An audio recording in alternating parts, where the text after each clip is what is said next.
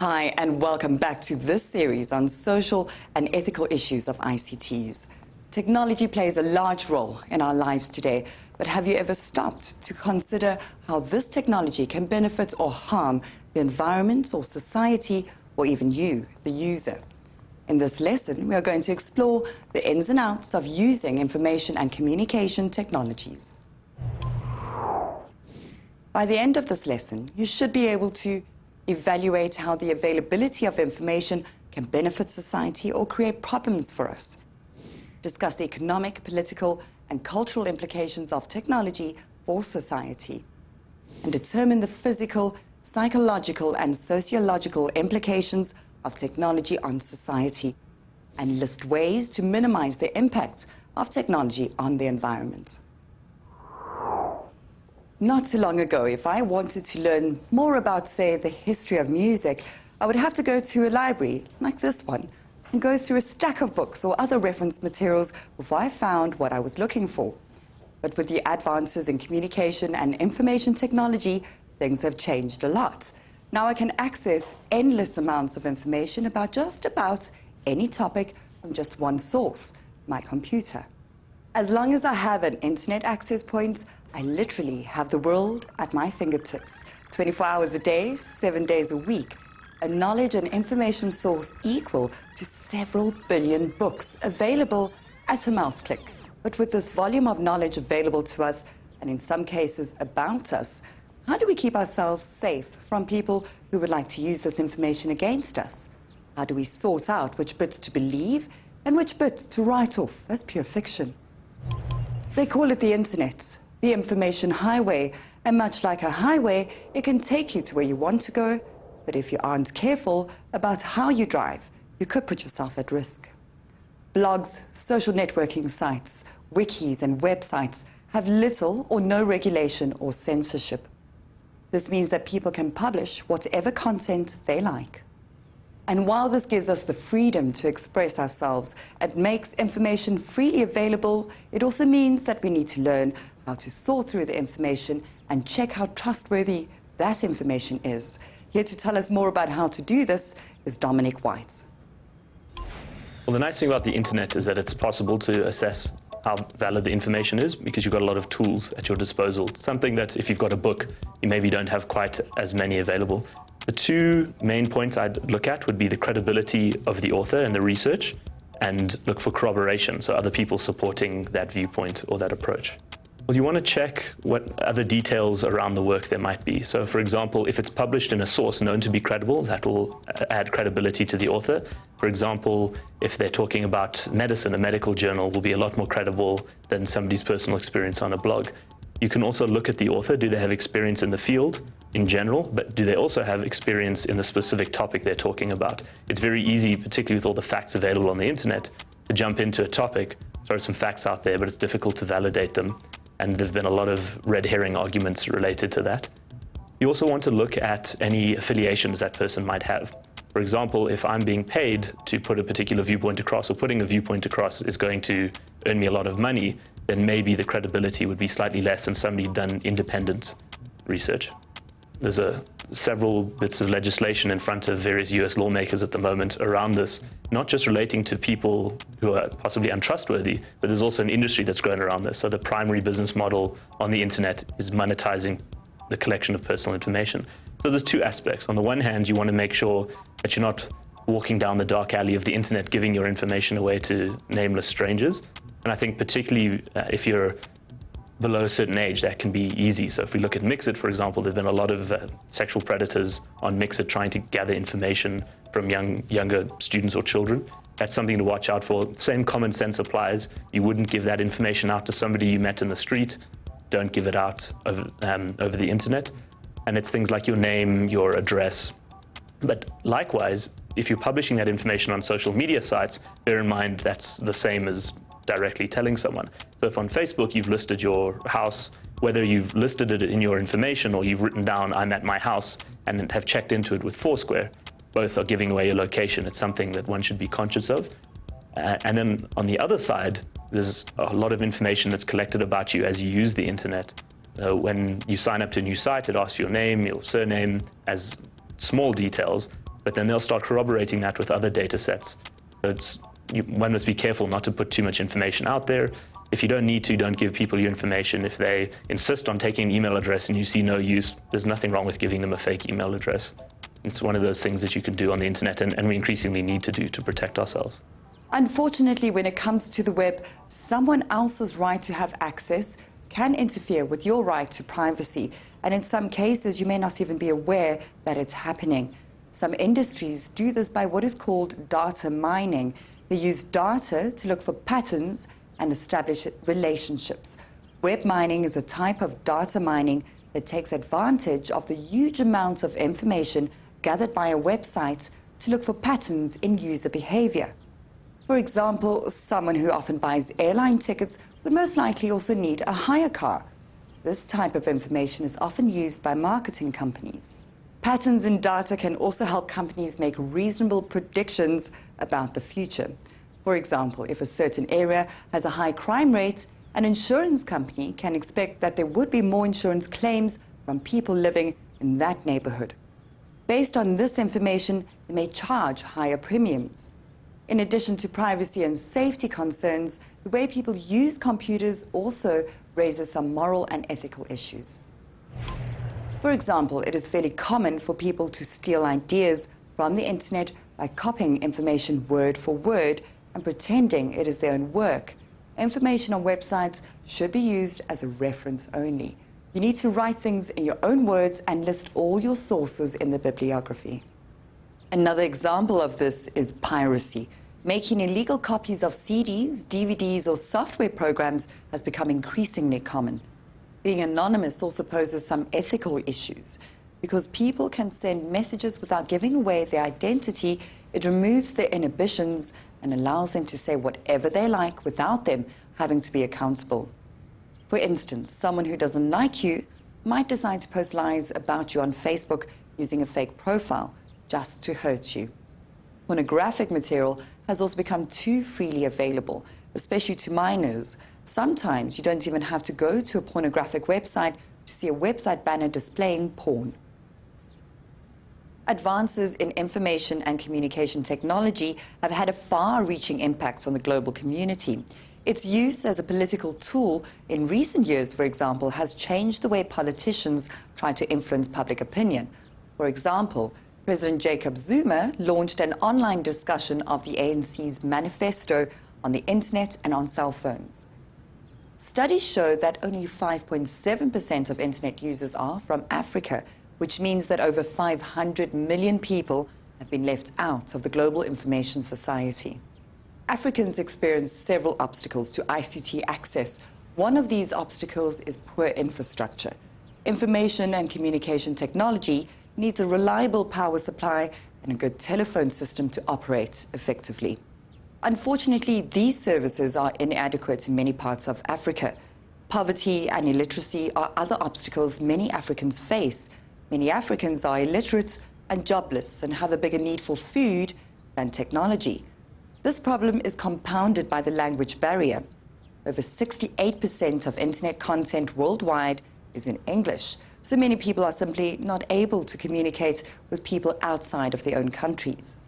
This gap between those with regular, effective access to digital and information technology and those without this access is called the digital divide. This term encompasses both physical access to technology hardware and more broadly skills and resources that allow for its use, which includes things like financial status, race, geographical region, and computer literacy. One of the cultural benefits of computers and ICT is that they make it possible for us to accurately record and describe cultures so that we can learn about other cultures. In this way, cultures can be preserved, spread, and even grown in ways that were not possible before. Access to information about different cultures could also help people to better understand each other, making people more tolerant of cultures outside of their own town. On the other hand, the spread of the predominant Western culture throughout the world could lead to the loss of diversity. The message of how you should dress, talk, and behave in the media can overwhelm more traditional cultures, causing young people to aspire to live and experience the new culture and abandon their own culture. Now that we have looked at the impact of technology on a broader world scale, let's take a look at how information and communication technology affects us as individuals. I asked Dr. Fick to highlight some of the physical implications of technology. Computers, if used frequently and incorrectly, can lead to multiple physical problems. One of them being a repetitive strain injury. The most common of this would be carpal tunnel syndrome. It's an inflammatory condition that involves this part of your wrist. Your carpal tunnel is a tunnel made up of bone and connective tissue that connects the nerves and tendons of your forearm to your hand. Using repetitive movements in your hand causes inflammation of the tendons inside the carpal tunnel. Once this inflammation process develops, it puts pressure on the nerve, leading to a tingling sensation, numbness, and eventually intractable pain in your hand. Your wrist should not lean or rest on any object. They should sit freely, face the computer, and not deviate to any side. They should remain absolutely straight. Lots of people complain of eye strain when looking at an object very close to them for long periods of time, whether that be textbooks while you're studying or a computer screen.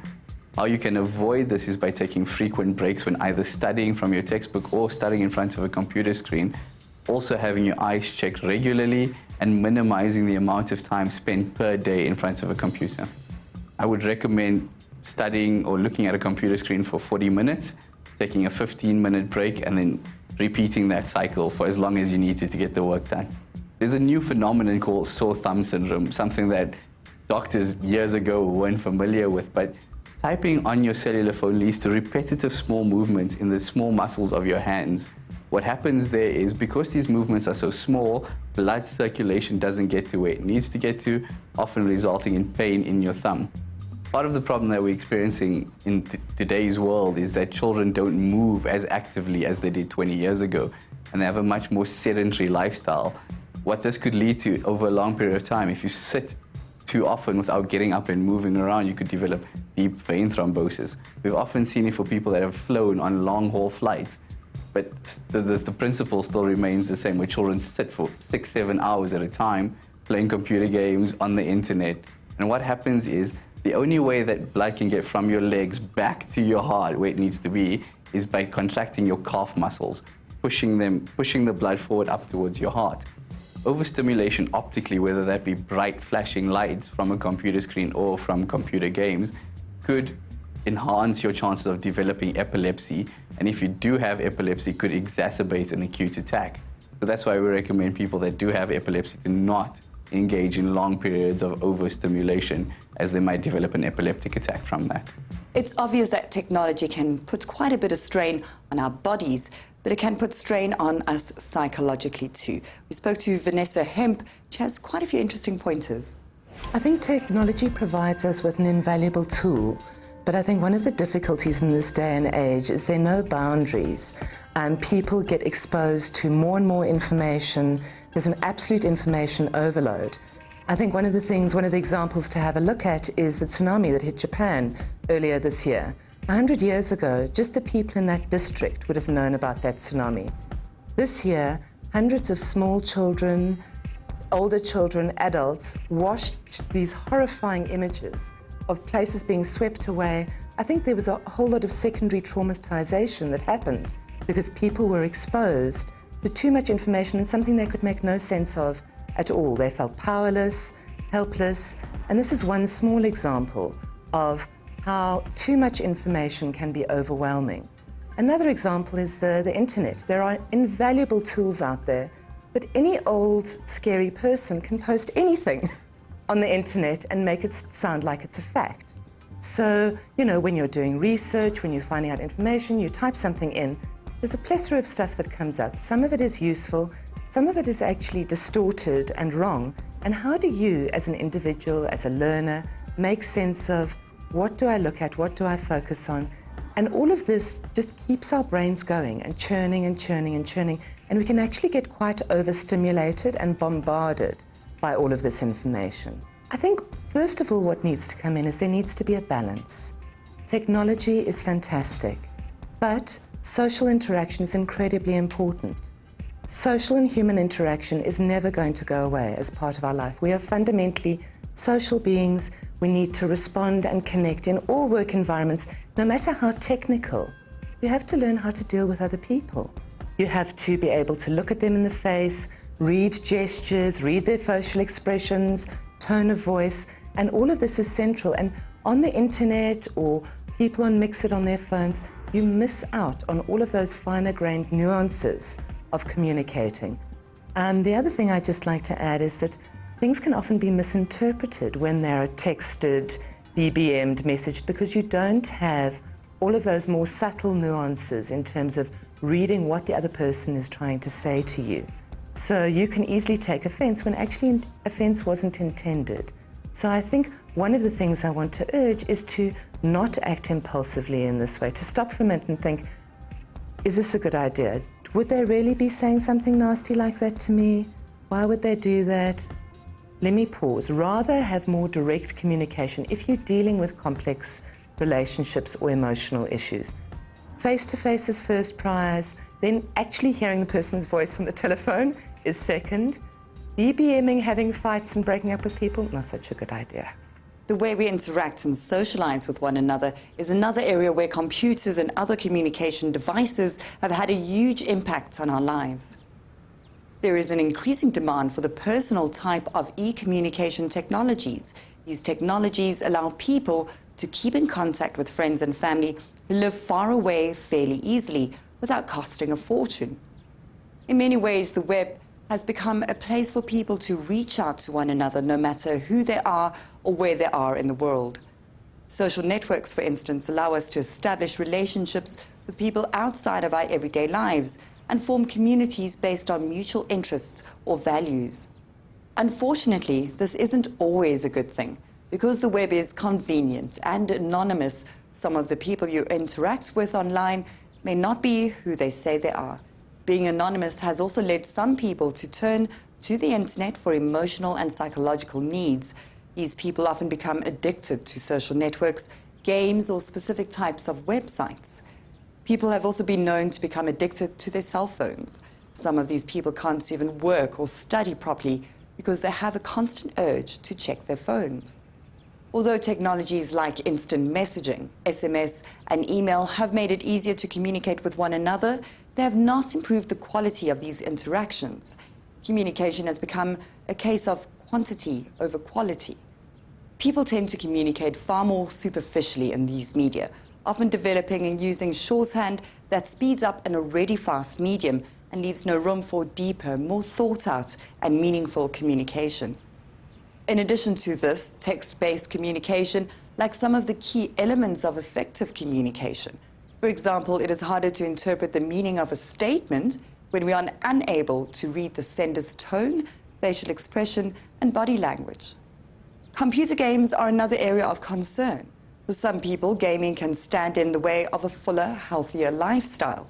Individuals who spend an excessive amount of time gaming generally get little exercise and withdraw from face-to-face socializing. In fact, there are strong links between gaming and child obesity. In addition to this, computer games often idealize violence, crime, sexuality, and materialism, which goes against the morals of many homes and religions. Violent games could also lead to a tendency towards more aggressive or even violent behavior in teens who play these types of games all the time. The workplace hasn't been immune to the sociological impact of ICTs. Many unskilled jobs have been taken over by computers because of advances in computer technology. On the other side, even more jobs were created for skilled labor, for example, designing, programming, installing, administering, fixing, manufacturing, and selling computers. The internet is also seen as a natural environment for entrepreneurs. It demands a willingness to take risks, a wholehearted commitment, a sense of timing, and a readiness to act fast. In recent years, there has been a shift towards moving work to people instead of people to work. Technological mobility allows more people to work away from the office. With cell phones, wireless connections, email, or VoIP, employees can work wherever they are. This not only saves the company money because they need less office space, but it also allows people to work flexi-time and adapt their work schedule to suit their family life or social schedule. Many employees do, however, find that they miss the personal contact with workmates. They also often work longer hours than they normally would, since it is not always easy to keep work and family life separate. The preservation of our planet is becoming a more and more pressing issue each year. It is important to consider the environmental impact of technology. Although the internet has helped make people become more aware of conservation and reduce their carbon footprints, the technology required to make this environmental consciousness possible also contributes to the problem. Many technological processes use up natural resources and produce unwanted byproducts that pollute the environment. For instance, a single computer can contain several kilograms of toxic substances, such as lead, mercury, and cadmium. If we dispose our e-waste along with our other waste, it poses a significant risk to our personal health and damages the environment. It is important that we recycle e-waste and dispose of unusables correctly to prevent this. Computing supplies such as printer cartridges, paper, and batteries may be recycled as well. The increased demand for power due to technology and online storage has also become a problem, with many countries being unable to meet these ever-increasing demands. As users, we need to be more aware of the power requirements of devices when we buy them and try wherever possible to use technology which is more energy efficient. For example, some newer displays use an array of light emitting diodes, LEDs, in place of the fluorescent bulb, the LCD. This reduces the amount of electricity used by the display. We should also make use of power management systems, which automatically turn off components such as monitors and the hard drives after set periods of inactivity. On a more positive note, teleconferencing and telecommuting may help us to reduce greenhouse gas emissions that result from travel. That brings us to the end of this lesson. I hope that you've become more aware of how technology can not only benefit, but harm us as well. Here is a task which will help reinforce what you have learned in this lesson. Name 3 toxic substances in a computer. List 3 things that you can do to reduce the impact of technology on the environment. Describe how telecommuting can help to reduce the impact on the environment.